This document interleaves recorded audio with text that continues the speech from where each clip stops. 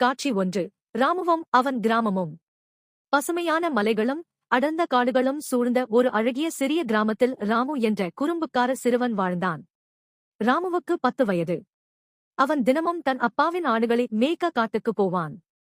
ஆடுகள் மேயும் போது ராமு பாட்டு பாடுவான், விளையாடுவான். காட்சி 2. ராமுவின் போய் விளையாட்டு தொடக்கம். ஒரு நாள் காட்டில் தனியாக இருந்தபோது ராமுக்கு சலிப்பு தட்டியது. ஏதாவது வேடிக்கை செய்யலாமே என்று நினைத்து மலை உச்சிக்கு ஓடிச் சென்று உரக்க கத்தினான், புலி வந்துடுச்சு, புலி வந்துடுச்சு, யாராச்சும் உதவிக்கு வாங்க. கிராம மக்கள் தடிகள் எடுத்துக்கொண்டு ஓடி வந்தார்கள். ஆனால் எதுவும் இல்லை. ராமு சிரித்தான். நான் போய் சொல்லி ஏமாற்றினேன் என்றான். காட்சி 3. பலமுறை போய் சொன்ன ராமு. இப்படி ராமு பல தடவை செய்தான். ஒவ்வொரு முறையும் மக்கள் ஏமாந்து ஓடி வந்தார்கள். இறுதியில் அவர்கள், ராமு எப்போதும் போய் சொல்வான், இனி நாங்கள் நம்ப மாட்டோம் என்று முடிவு செய்தார்கள். காட்சி 4. உண்மையான அபாயம். ஒரு மாலை நேரம்.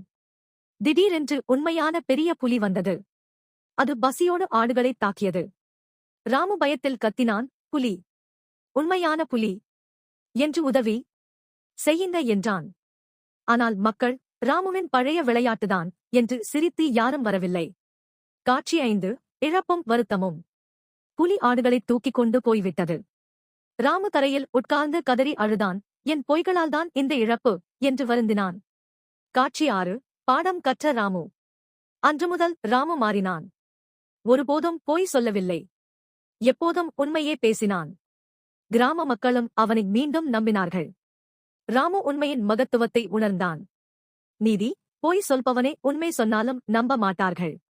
உண்மைதான் வாழ்வில் நம்பிக்கையையும் மரியாதையையும் தரும்.